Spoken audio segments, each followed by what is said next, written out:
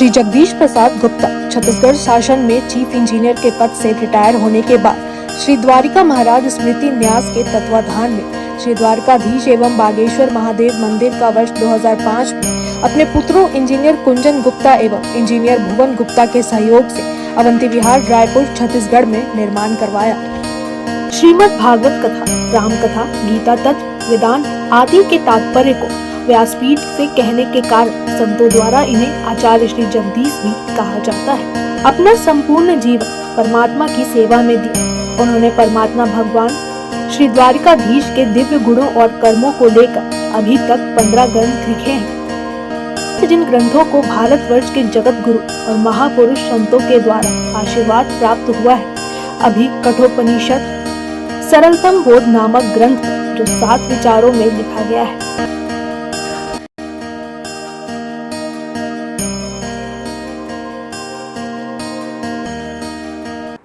हरिः ओम्।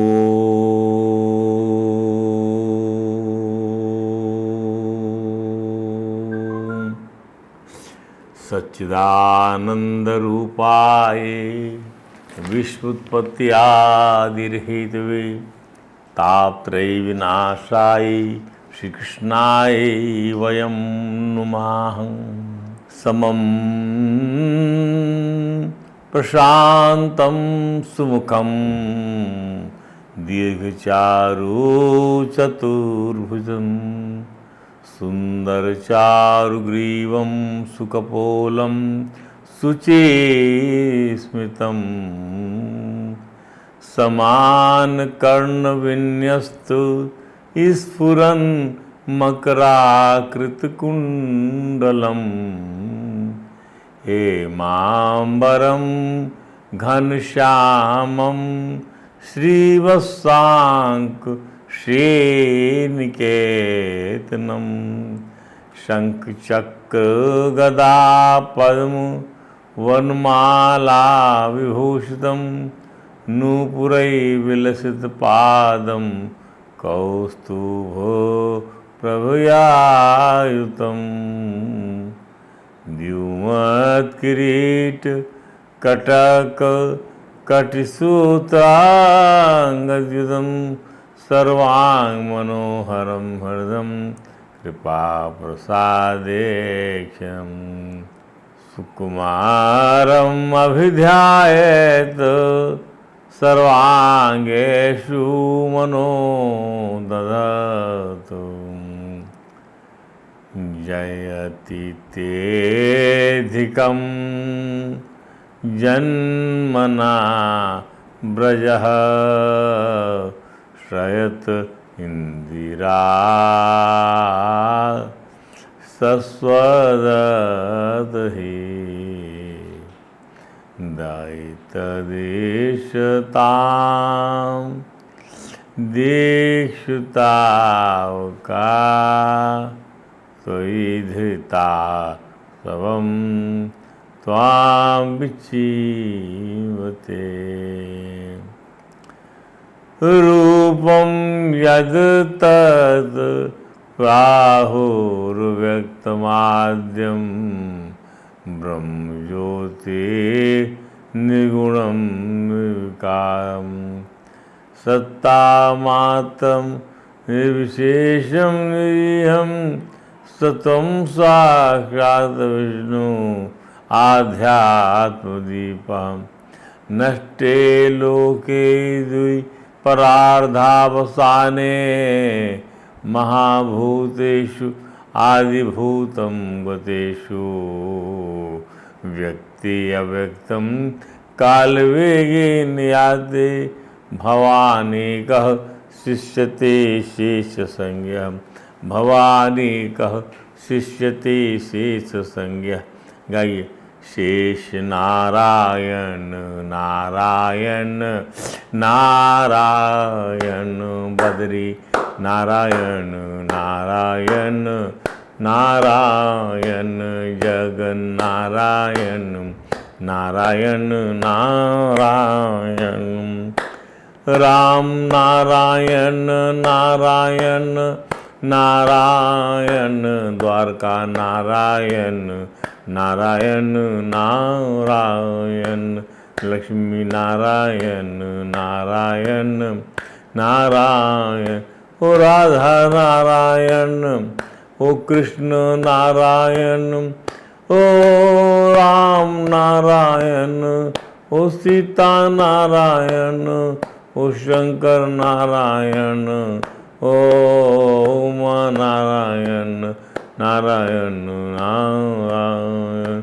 भजवन नारायण नारायण नारायण सूर्य नारायण ओ संध्या नारायण ओ चंद्र नारायण ओ रोहिणी नारायण ओ पृथ्वी नारायण ओ विष्णु नारायण नारायण नारायण भजन नारायण नारायण नारायण गंगा नारायण ओ यमुना नारायण ओ गोदा नारायण ओ विद्या नारायण ओ एवा नारायण नारायण नारायण भगवान नारायण नारायण नारायण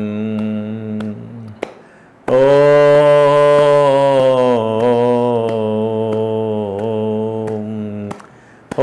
सनत नारायण ओ व्यास नारायण ओ नारद नारायण ओ शुक नारायण ओ चैतन्य नारायण नारायण नारायण ओ गीता नारायण ओ मानस नारायण ओ वेद नारायण ओ भागवत नारायण नारायण नारायण श्रीमन नारायण नारायण नारायण ओ माते नारायण ओ पितृ नारायण ओ ग्रह नारायण ओ देव नारायण ओ गुरु नारायण नारायण नारायण हरे राम राम राम हरे हरे हरे कृष्ण कृष्ण कृष्ण हरे हरे। बोलिए परात्पर प्रभु लोकीनाथ भगवान शाह कल्पतरु भक्तोत्सल कृपणोत्सल शरणागत वत्सल भगवान श्री द्वारकाधीश महाराज की जय। भगवान श्री बांके बिहारी लाल की जय। भगवान श्री राज बिहारी लाल की जय। भगवान राधा दामोदर नाथ की जय। भगवान सदगुरु भगवान की जय। राधा सरकार की जय। समस्त गुरु भगवान के चैतन्य महाप्रभु जी महाराज की जय। देवर्षि नारद जी महाराज की जय। भगवान श्री व्यास जी महाराज की परम भाग भगवान श्री सुखदेव जी महाराज की जय। जय श्री राधे जय जय श्री श्याम। नाम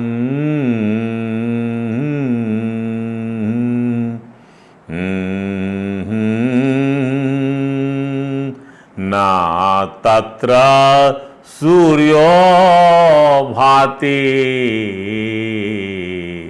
ना चंद्र तारकम नेमा विद्यतो भान्ति कुतो अयम् अग्निः तमेव भान्तम् अनुभाति सर्वं तस्य भासा तत्सर्वमिदं विभाति। देखिए, एक प्रश्न था, नचिकेता ने यमराज से क्या कहा था? ये कहा था क्या उस परमेश्वर के बारे में, उस परम ब्रह्म के बारे में कहा था, तद एतद इति मन्यन्ते अनिर्दिश्यम परमम सुखम। ऐसा कहा जाता है कि वह जो है सर्वोत्कृष्ट सुख है, वह जो आत्मविज्ञान का सुख है वह सर्वोत्कृष्ट सुख है, ऐसा माना जाता है। और उस ब्रह्म सुख को निर्दिष्ट नहीं मानते, सामान्य पुरुषों की मन वाणी का विषय नहीं मानते, वो मन वाणी का विषय नहीं है, अविषय मानते हैं, अर्थात अनिर्वचनीय मानते। ऐसे परम सुख को, ऐसे परम ब्रह्म के ज्ञान को कथम तू तद विजानीयाम, कैसे मैं उसको जानूं, किम भाति, कैसे चमचमाता है वो, कैसे कैसे प्रकाशित होता है वह, क्या वह प्रकाशित होता, किम उभाति, और विभाति वा, और क्या चमचमाता है। जवाब दिया नचिकेता को यमराज ने, नहीं नहीं सन भाति, वह चमकता नहीं है, वह प्रकाशित नहीं होता, वो स्वयं ज्योति है, स्वयं ज्योति है। उसके जगमगाने से सब जगमगाते हैं, उसकी चेतना से सब चेष्टा करते हैं। अतएव तमेव भान्तम, वही चमकता है और उसकी वजह से सब कुछ सब लोग, सब चीज चमकती है, सब में चेतना आती है, सब में प्राण स्फूर्ति आती है। तस्य भाषा सर्वम इदम विभाति, उसके प्रकाश से ये सारा संसार, सारा ब्रह्मांड जगमग जगमग करता है, चैतन्य स्फूर्तिवान हो जाता है। ऐसा जवाब दिया। अब इसी बात को हम बताना चाहते हैं, भगवान श्री कृष्ण ने गीता में कैसे कहा, ना तद्भास्यते सूर्यो ना शशांको ना पावका, सूर्य नहीं प्रकाशित करता उसको, ना चंद्रमा प्रकाशित करता, ना ये अग्नि, यद्गत्वा ना निवर्तन्ते तद्धाम परमम ममा। हे राजा अर्जुन, मेरा वो धाम किसी के प्रकाशित करने से प्रकाशमान नहीं होता, वो स्वयं प्रकाशमान है। ध्यान दीजिए, सूर्य चंद्रमा और इनकी अग्नि की बिसात क्या है, वो ऐसा धाम है कि जहाँ जाकर लौटना नहीं होता है। ध्यान दीजिए, भगवान का धाम, भगवान अभिन्न है और जीव भी उनका अंश होने से उनसे अभिन्न है। परम परमात्मा को सूर्य प्रकाशित नहीं कर सकता, क्योंकि सूर्य को प्राप्त हुआ जो तेज है ये संपूर्ण जगत प्रकाशित होता है, और जो तेज चंद्रमा में है, जो तेज अग्नि में है, उस तेज को मेरा ही जान। यत आदित्य गतम तेजम यत्तंद्रमसी यच्चाग्नौ तत्तेजो विद्धि मामिकाम, उस तेज को मेरा ही जान। दूसरे शब्दों में सूर्य नहीं अपितु परमात्मा की तेज से ही, उनकी सत्ता से सभी कुछ प्रकाशमान होता है और उसकी सत्ता से प्रकाशित होती है, उसकी सत्ता उससे अभिन्न है। ध्यान दीजिए, जब जीव की स्वयं प्रकाश स्वरूप में स्थिति हो जाती है तो फिर वह भी जीवन मरण के चक्र से दूर हो जाता है, उसे मोक्ष की प्राप्ति हो जाती है, भगवान के साथ तद्रूप हो जाता है, तो उनका ही रूप बन जाता है। अब आइए, ब्रह्म विद्या की प्रणाली क्या है, इस पर संतों ने स्पष्ट किया कि कोई ब्रह्म विद्या की जिज्ञासा करता है कि उसे पूरी ईमानदारी के साथ आत्म दर्शन करना चाहिए। देश बहुत ही महत्वपूर्ण वस्तु है, परंतु आत्मदर्शन दूसरी चीज है और देश का महत्व दूसरी चीज है। समय कितना कीमती है ये सभी को पता है, परंतु आत्मदर्शन के लिए इसकी भी उपेक्षा करनी पड़ती है, समय की उपेक्षा, कि वहाँ उसे भी नष्ट करना पड़ता है। स्थान देश बड़ा कीमती है, परंतु आत्मदर्शन के लिए उधर से दृष्टि हटानी पड़ती है। ध्यान दीजिए, समय से, देश से, स्थान से, सत्कर्म, सद्भावना, सद्विचार, योग की समाधि अन्य रूप से बड़ी महत्वपूर्ण वस्तु है। यदि हमें उसमें रुचि है तो हम अपना जीवन भी अर्पण कर सकते हैं।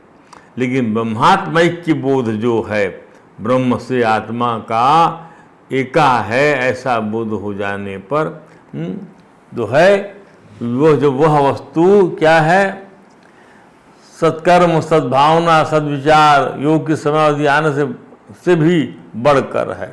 उस मार्ग पर चलने वाले को घट का ज्ञान, पट का ज्ञान, मठ का ज्ञान, देश का ज्ञान, घड़ी का ज्ञान, कुर्सी का ज्ञान, सूर्य का ज्ञान, चंद्रमा का ज्ञान, समष्टि का ज्ञान, व्यष्टि का ज्ञान, देवता का ज्ञान, ब्रह्मा का ज्ञान, अन्य रूप से ईश्वर का ज्ञान, ये सब ज्ञान किसको हो रहा है, यह विचार करना पड़ता है। वाह, किंचित समाश्रित विभांति वस्तु, किसी ज्ञान का आश्रय लेकर ये सब के सब भान हो रहे हैं, किसी ज्ञान का आश्रय लेकर। तद मार्गणे स्यात् गलितम समस्तम, जिसको यह सब कुछ भान होता है, यदि ब्रह्म जिज्ञासु से ढूंढना चाहे, माने आत्मानुसंधान करना चाहे, तो वह एक अलग विषय हो जाएगा। उसको ढूंढने में सारी भेद बुद्धि का नाश हो जाएगा। यह अपना, यह पराया, यह देश, यह विदेश, यह सामान्य काल, यह विक्षेप काल सबका। अस्तु ब्रह्मवेत्ता भी चाहिए जो आध्यात्मिक अनुभूति करा सके, जीवन मुक्ति का विलक्षण सुख प्राप्त करा सके और ब्रह्म ज्ञान का उपदेश भी कर सके, जैसे भगवान श्री कृष्ण ने किया। ब्रह्म विद्या पहले सिखाई, बाद में भक्ति प्रधान निष्काम कर्मयोग सिक्का योग सिद्धांत सिखलाया और उसे सिखाकर फिर युद्ध से परिणाम की संलिप्तता से अलग निज स्वरूप दर्शन करा दिया, ब्रह्मात्म ऐक्य बोध करा दिया कि इस दलदल रूपी कर्म जाल में तुम नहीं फंसोगे, क्योंकि तुमको ये बोध हो गया कि तुम मेरे स्वरूप हो, जहाँ यह कुछ भी प्रपंच नहीं है। ब्राह्मणस्य ही रक्षणेन रक्षिता स्यात् वैदिको धर्म। फिर कहा जब ब्रह्मवेत्ता रहेगा तब वैदिक धर्म की रक्षा होगी, और जब वैदिक धर्म की रक्षा होगी तब भारतीयता रहेगी। भारतीयता ही नहीं रही तो शासन स्तुति का क्या है। अस्तु आत्मानुभूति की परंपरा को बजाना चाहिए, निष्काम कर्मयोग की पद्धति को विकसित कर ब्रह्मवेत्ताओं के उपदेश के मर्म को समझना चाहिए। ध्यान दीजिए, वेदांती रीति से ज्ञान को समझना, वेदांती रीति से। वेदांत को जानने वाले बताते हैं कि हमारी बुद्धि में जितने ज्ञान होते हैं वे बाहर की चीज को देखकर होते हैं। बिल्कुल सही, जितना भी ज्ञान हमको होगा बाहर की चीज को देखकर होगा, और वे वासना से भी हो सकते हैं। बाहर की वस्तु की वासना होती है और वासना के अनुसार जगत में वैचित्र्य होता है, जानकारी में जो अलगाव होता है, भिन्नता होती है, विचित्रता होती है, वह वासना के अनुसार होती है। किसी भी चीज़ को अलग अलग करने के लिए ये घड़ा है, ये कपड़ा है, इस प्रकार का इंद्रिय ज्ञान और तदनुसार वासना चाहिए। फिर समझिए दूसरे शब्दों में इसको, जो भी इंद्रियों का विषय है उसका दूसरे विषयों से अलगाव करके उसमें सुख दुख स्थापित करके उसकी वासना मन में उत्पन्न होती है। उदाहरण के लिए इंद्रिय का विषय क्या है? रूप है। अब रूप को आप जो है रस से, गंध से, स्पर्श से अलग कर दीजिए और रूप में आप सुख बुद्धि स्थापित कर लीजिए। किसी सुंदरी के रूप में, किसी बच्चे के रूप में, और तो उसकी तो ऐसा सुख बुद्धि के बहुत सुख मिलता है इस बच्चे को देखने से, इस बच्चे की बातें सुनने से, इस स्त्री को देखने से, इसकी बातें सुनने से, तो उस स्त्री की या उस कामिनी की वासना मन में उत्पन्न होती है। उसी वासना में तद विषयक प्रवृत्ति भी हो जाएगी, उसी प्रकार की आप प्रवृत्ति भी आपके अंदर में हो जाएगी, उसी के लिए आप काम करने लग जाएंगे। परंतु आत्मवस्तु क्या इंद्रियों का विषय हो सकता है? जो वस्तु आत्मपरक है उनको क्या, तो जब आत्मा ही इंद्रियों से परे है तो आत्मवस्तु भी इंद्रियों से परे होगी। इसलिए आत्मवस्तु इंद्रियों का विषय नहीं हो सकता। जब किसी इंद्रिय में इतनी सामर्थ्य नहीं है तो उसकी वासना भी अंतःकरण नहीं आ सकेगी। जब वासना नहीं आ सकेगी तो बुद्धि में ब्रह्म का विज्ञान नहीं हो सकेगा। जब वासना नहीं आ सकेगी तो बुद्धि में ब्रह्म का विज्ञान नहीं। जिस वस्तु कामना इंद्रियों के अनुभव से नहीं आती है उस वस्तु की वासना केवल शब्द के द्वारा ही भीतर पहुंचाई जा सकती है और कोई उपाय नहीं है। इतना अच्छा कहा कि जिस वस्तु की वासना केवल शब्दों द्वारा ही, या जिस वस्तु की वासना इंद्रियों के अनुभव से नहीं आती है, इंद्रियों के अनुभव से नहीं आती कोई वासना हमारे हृदय में, तो उस वस्तु की वासना केवल शब्द के द्वारा ही भीतर पहुंचाई जा सकती है और कोई उपाय नहीं है। बस शब्द के द्वारा पहुंचाई जाएगी, इंद्रिय द्वारा पहुंचे, इसलिए श्रवण के माध्यम से उसकी वासना आएगी। यही वेदांत का सिद्धांत है, क्योंकि वासना को आप इंद्रियों के माध्यम से जो है आत्मा का ज्ञान जो है इंद्रियों से हो नहीं सकता, इसलिए श्रवण से ही शब्द अंतःकरण में पहुंचाए जाते हैं। दूसरे शब्दों में यंत्र के द्वारा अद्वितीयता ज्ञान नहीं होगा, क्योंकि यंत्र और यंत्र से देखने वाले दोनों का बाध नहीं हो जाएगा, वे सत्य बने रहेंगे। तब जब ये दोनों सत्य बने रहेंगे तब ब्रह्म ही सत्य है, ये ज्ञान नहीं होगा। ध्यान दीजिए, अद्वितीय सत्य है, ज्ञान नहीं होगा। तो ब्रह्म को देखने के लिए कुछ नहीं चाहिए। ब्रह्म दृश्य नहीं है, कुछ सीन नहीं है, वह किसी भी त्रिपुटी का विषय नहीं है। दृश्य दर्शन, समझे ना, दृष्टा इसका विषय नहीं है। हम जिज्ञासु हैं, हम स्वयं ब्रह्म हैं, हमारी सत्ता के सिवा और कुछ है ही नहीं। साक्षात अपरोक्ष ब्रह्म। ध्यान दीजिए, इंद्रियों के अनुभव से, मन के ध्यान से जो ज्ञान होता है वो दूसरी चीज है। और वेदांत वाक्य जो बुद्धि में परिवर्तन होता है, अहम ब्रह्मास्मि, सत्यम ज्ञानम अनंतम ब्रह्म, तत्त्वमसि, इससे जो ज्ञान होता है और जो बुद्धि में परिवर्तन होता है वो दूसरी चीज है। तर्क पहले तर्क को काट देगा। इसमें न प्रमाण के अधीन प्रमेय है और न ही प्रमेय के अधीन प्रमाण है। तर्क में, ब्रह्म में तर्क न प्रमाण के अधीन प्रमेय है, अर्थात वह परमात्मा प्रमाण की अपेक्षा नहीं करता, और न ही प्रमेय के अधीन प्रमाण है, और न वो परमात्मा प्रमेय के अधीन है कि कोई प्रमाण सिद्ध कर देंगे। यह अनिर्वचनीय है, इसको आप वाणी से बोल नहीं सकते। ऐसी स्थिति में वेदांत वाक्य के सिवाय ये वेदांत की रीति से ज्ञान को समझना, अद्वितीयता का साक्षात्कार करने के लिए और कोई उपाय नहीं है। अद्वितीयता आत्मा से अभिन्न होगी तब अद्वितीयता होगी। अद्वितीय वस्तु से ही जब आप तादात्म्य बिठाएंगे तब आप अद्वितीय हो पाएंगे। ध्यान दें कि अद्वितीयता कोई परोक्ष वस्तु नहीं है, न ही यह सपने की तरह याद आती है। स्वप्न और जागृत में कुछ भेद है। वेदांत दर्शन कहता है कि भेद है। स्वप्न और जागृत में भेद यह है कि बाधा बाधौ इति भ्रूमहा, कहते हैं बाधा बाधौ इति भ्रूमहा।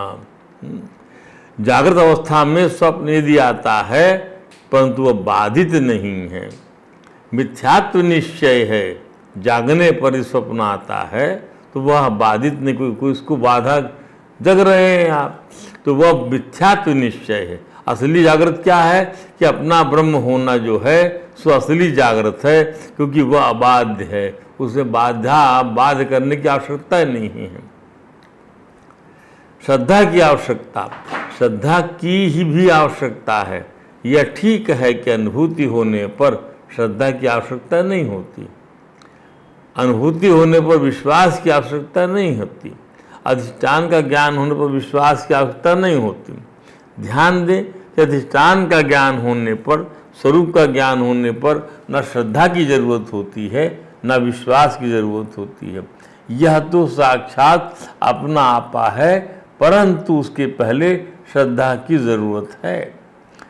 अब कहा न तत्र सूर्यो भाति, तो वह ब्रह्मलोक, वह ब्रह्म का पद, वह ब्रह्म का धाम, परम धाम, उसको सूर्य प्रकाशित नहीं करता।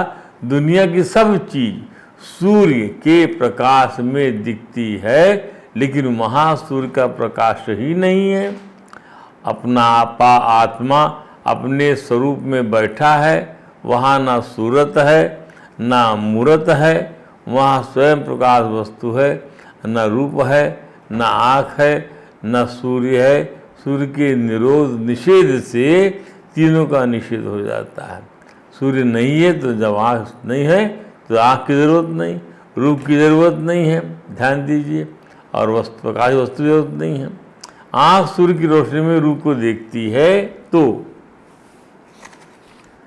असल में रूप, सूर्य, आँख, तीन चीज नहीं, एक ही वस्तु का आध्यात्म नेत्र है। सूर्य अधिदैव है और रूप अधिभूत है। ध्यान दीजिए, एक ही वस्तु का आध्यात्म क्या है? नेत्र है, अधिदैव सूर्य है और अधिभूत रूप है।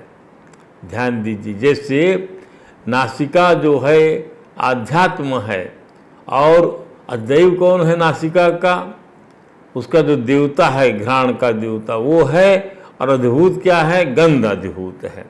दृंग रूपम आरंध्रे, इस शरीर में ये जो छेद है ना, छेद, तो जब इस छेद के साथ मिलकर ये सूर्य रहता है तब इसका नाम आँख है।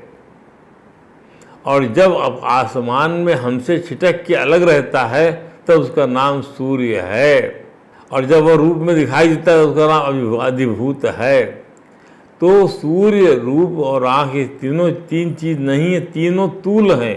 तूल माने कार्य हैं। और मूल क्या है इनका? इनका मूल इनका इसका ईश्वर है। रूप, सूर्य और नेत्र, इन तीनों की समष्टि ईश्वर है। ऐसे ही कान, दिशा और शब्द को समझ लीजिए। कान, दिशा और शब्द को फिर समझिए आप। कान, दिशा और शब्द। तो कान क्या है? कान है आध्यात्म। दिशा क्या है? दिशा जो है वह जो है अधिदैव है। और शब्द जो है शब्द वह अधिभूत है। ध्यान दीजिए, सुनाई पड़ता तो हमको अधिभूत सुनाई पड़ता है, और दिशा का जो देवता होता है उसका देवता है। उसी प्रकार त्वचा, वायु और स्पर्श है। त्वचा जो है वह आध्यात्म है, वायु देवता है, स्पर्श अधिभूत है। जिह्वा, रस और वरुण को ले लीजिए। जिह्वा जो है वह आध्यात्म है, इंद्रिय है। रस जो है अपना अधिभूत है, और वरुण जो है अधिदैव है। नासिका, गंध और अश्विनी कुमार, तो नासिका जो है वो क्या है? आध्यात्म है। गंध जो है अधिभूत है, और अश्विनी कुमार अधिदैव है। ये सब देवता, इंद्रिय और विषय, इन तीनों की समष्टि जो है, उस समष्टि से उपहित चैतन्य का नाम ईश्वर है। और ईश्वर सृष्टि से उपहित चैतन्य का नाम जान दीजिए।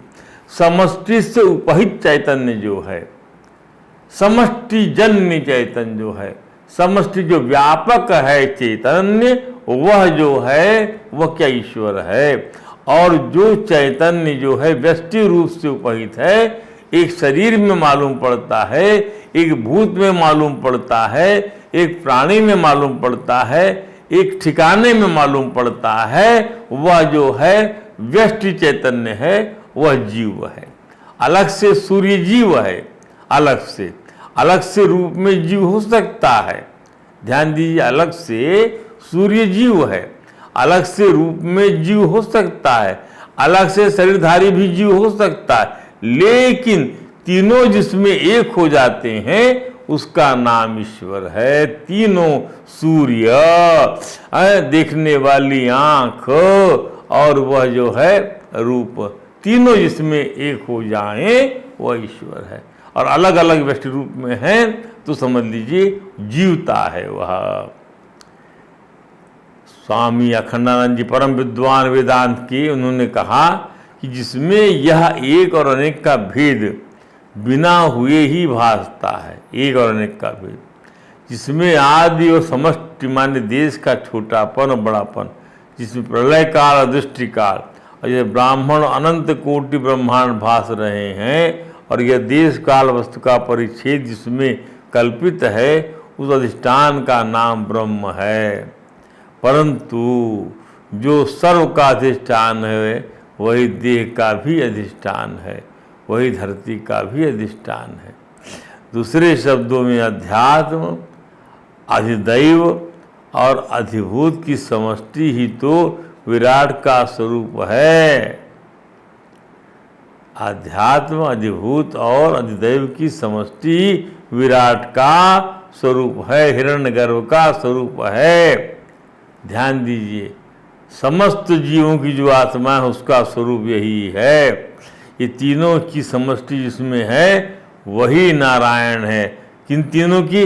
आध्यात्म की, अधिदैव की और अधिभूत की, अर्थात समस्त अध्यात्म जिसमें समस्त समष्टि का अध्यात्म, अर्थात सारी इंद्रियां उसके पास हैं, देखने की, सुनने की, समझने की, चाटने की, चूसने की, चलने की, फिरने की, पकड़ने की, ग्रहण करने की, आदि आदि समस्त उसके पास। और अधिभूत अधिदैव है, सारे देवता जो है उसके ही उसमें सन्निहित, उसकी आराधना करते, इंद्रियों के समस्त देवता। ऐसी सृष्टि का निर्माण किया भगवान ने। इंद्रियों के देवता जो है सतोगुणी अहंकार से बनाए गए हैं, ध्यान दीजिए। और अधिभूत, समस्त अधिभूत मैंने शब्द, रूप, रस, स्पर्श, गंध, तन्मात्रा, और ये तन्मात्रा से जो विकृत होती हुई पंच महाभूत, वो सब जिसके अंदर में है, पृथ्वी, छठी, पाव, गगन, शरीरा, वही विराट का स्वरूप है, वही नारायण है, वही तो हिरण्यगर्भ है। इन तीनों का उदय और विलय जिसमें कल्पित है, किसका? आध्यात्म का, अधिदैव का, अधिभूत का, और इनसे परे भी है और इनमें भी है, उनके होने पर भी है और ना होने पर भी है, बोलता हुआ भी है, चुप होता हुआ भी है, करता हुआ भी है और शांत होता हुआ भी है। वही है परब्रह्म, जहाँ सूर्य, चंद्र, तारे नहीं, अपितु इन्हें जो प्रकाशमान कर देता है, ऐसा एक शक्ति पुंज है, परब्रह्म है, परमात्मा है, श्रीमन नारायण है, भगवत सत्ता है। तमेव भान्तम अनुभाति सर्वम, इस स्वयं प्रकाश आत्मा की दीप्ति से, इस स्वयं प्रकाश आत्मा की उज्ज्वलता से, इस स्वयं प्रकाश आत्मा की प्रदीप्ति से ही सब कुछ भास रहा है, सब कुछ चमचमा रहा है, सब कुछ अनुभूति में आ रहा है, सब कुछ वही है और दीप्ति भी वही है। तस्य भाषा सर्वम इदम विभाति, उसके प्रकाश से ही सभी प्रकाशवान हैं। तस्य भाषा, उसके प्रकाश से, भाषा माने प्रकाश। विशिष्ट बात क्या है? सूर्य, चंद्रमा, तारे, विद्युत, अग्नि आदि सभी हमें क्रियात्मक उपदेश दे रहे हैं। सूर्य क्रियात्मक उपदेश देता है, सुबह हो गई, शाम हो गई, रात हो गई, फिर सुबह हो गई, क्रियात्मक उपदेश है, उठिए, सो जाइए। चंद्रमा क्रियात्मक उपदेश देता है, सांझ हो गई है, चांदनी रात है, कुछ काम करने का मन करे तो कर लो, विहार करने का मन करे तो कर लो। तारे उपदेशात्मक उपदेश दे रहे हैं, ध्यान से देखिए। विद्युत हमें क्रियात्मक उपदेश देती, बिजली, अग्नि क्रियात्मक, ठंड लग रही, कांप रहे सभी। तो हमारे तो कहते हैं कि हमारी तरफ मत देखो, हम तो रहेंगे नहीं, हम तो रहेंगे नहीं, हमारे को बनाने वाले, बनने वाले की तरफ देखो। हम तो, सूर्य बोलता है हमारी तरफ मत देखो, हम तो ढल जाएंगे, तो हमको बनाने वाले की तरफ देखो, जो हमको प्रकाश देता है। अब बनने वाले जो बनता है हमारे प्रकाश में, उसको देखो। हम तो चले जाएंगे, परंतु स्वयं अजी हमने तो कुछ ही पर प्रकाशमान वस्तु का जिक्र किया, परंतु स्वयं प्रकाशमान वस्तु ही वो आतत्व ही सामर्थ्यवान है, दूसरों को प्रभावित कर देता है, उसकी आभा से ही दूसरी वस्तुओं का भान हो पाता है। परमात्मा संपूर्ण शक्तियों, कलाओं, विद्याओं आदि के विलक्षण भंडार हैं। क्या के भंडार है? शक्तियों के, कलाओं के, विद्याओं के। शक्तियाँ जड़ प्रकृति में नहीं रह सकती, ध्यान दीजिए, शक्तियाँ जड़ प्रकृति में नहीं रह सकती, उसको हिलडुल होना चाहिए प्रकृति को, प्रति चिन्मय परमात्मा में रह सकती हैं। अगर परमात्मा विशेषता ना होती उस संसार में कैसे आती? वाह, जो विशेषता बीज में होती वही वृक्ष में आती है, जो विशेषता बीज में नहीं है वो वृक्ष में कैसे आएगी? उसी परमात्मा की कवित्व शक्ति कवि में आती है, उसी की बोलने की शक्ति वक्ता में आती है, लिखने की शक्ति वक्ता में आती है, लिखने की शक्ति लेखक में आती है, देने की शक्ति दाता में आती है। मुक्ति, ज्ञान, प्रेम आदि सब परमात्मा का ही दिया हुआ है। यह प्रकृति का कार्य वही है, यह बात सच्ची है, तो फिर बंधन कहाँ से आया, कैसे आया, कब आया और क्यों आया? सूर्य में अमावस की रात कैसे आ सकती? वास्तव में ज्ञान है तो परमात्मा का, पर मान लिया अपना, तभी अज्ञान आया। ज्ञान है परमात्मा का, पर मान लिया अपना, अहंकार से मान लिया अपना, और तभी जो है अज्ञान आ गया। अहंकार आते ही अज्ञान आ गया। क्या बात है! इसलिए तो कहा ना, क्या इसलिए कहा है कि बहुरूपाय वा भाति माया बहुरूपया रममाणे गुणेषु अस्याम ममहमिति मन्यते। इसके गुणों में ही आप यदि विचरण करेंगे और चिपक जाएंगे, आसक्त हो जाएंगे, निछावर हो जाएंगे, इससे मोहब्बत हो जाएगी आपकी, झूठी मोहब्बत हो जाएगी, आप फना होने लग जाएंगे। तब आप मैं और मेरा मान कि मैं इसके बिना नहीं रह सकता, मैं मर जाऊंगा मैं। ध्यान दीजिए, तो परमात्मा में मरना जीना है ही नहीं, ध्यान दीजिएगा। तो अज्ञान ऐसे आ गया अहंकार से। अरे प्रकृति में ज्ञान अथवा जानने की शक्ति नहीं है, क्योंकि वह एक रस नहीं है, हर क्षण बदलने वाली है। उसका ज्ञान भी वैसा वैसा ही होगा, अनित्य होगा। तात्पर्य यह है कि कोई माने कि ज्ञान प्रकृति से ही है, तो उसी प्रकृति को हम परमात्मा कहते हैं। केवल शब्दों में फर्क है। तात्पर्य यह हुआ ज्ञान प्रकृति में नहीं है, अगर है तो वही परमात्मा है। वास्तव में अज्ञान ज्ञान है परमात्मा का, प्रकाश है परमात्मा का, पर मान लिया अपना, तभी अज्ञान आया। मैं ज्ञान स्वरूप हूँ, ज्ञान मेरा है, यह मैं और मेरा ही अज्ञान है। अहंता और भस्ता, अहंता और ममता, जिसमें मुक्ति, ज्ञान, प्रेम, प्रकाश आदि मिले हैं, उसकी तरफ दृष्टि न रहने से ही ऐसा दिखता है कि मुक्ति मेरी है, ज्ञान मेरा है, प्रेम मेरा है। ये तो देने वाले प्रभु की विलक्षणता है कि लेने वाले को वह चीज़ अपनी ही मालूम देती है, पर बाहर मनुष्य वह मिली हुई वस्तु को तो देखता है, पर देने वाले को देखता ही नहीं। ये है मोह। कार्य को तो देखता है, पर जिसकी शक्तियों से कार्य हुआ उस कारण को देखता है नहीं। बोलते हुए अपने आप को देखता है, पर जो बुलवा रहा उसको नहीं समझता। उसके अंदर जो लिखता है तो वाह क्या लिखा मैंने, पर जो लिखवा रहा उसे नहीं देखता है। तो जिसकी शक्तियों से कार्य होता है उस कारण को देखना चाहिए। वही जगमगा रहा है, तो सूर्य और चंद्र जगमगा रहे। वास्तव में ये अपने नहीं है, ये वस्तुएं अपनी नहीं है, प्रत्युत इनको देने वाला, इनको चमकाने वाला अपना है। राधे राधे बोलना पड़ेगा, बोलिए ना राधे राधे, राधे राधे बोलना पड़ेगा। अब आइए, अब कठोपनिषद के आखिरी वल्ली में प्रवेश करते हैं। 2 अध्याय है, 2 हर प्रत्येक अध्याय में जो है 3-3 वल्ली है। 3 अध्याय हैं इसके, 2 अध्याय हैं इसके, और 2 अध्याय हैं। पहले अध्याय की 3 वल्ली हो चुकी, अब दूसरे अध्याय की आखिरी वल्ली, तीसरी वल्ली है।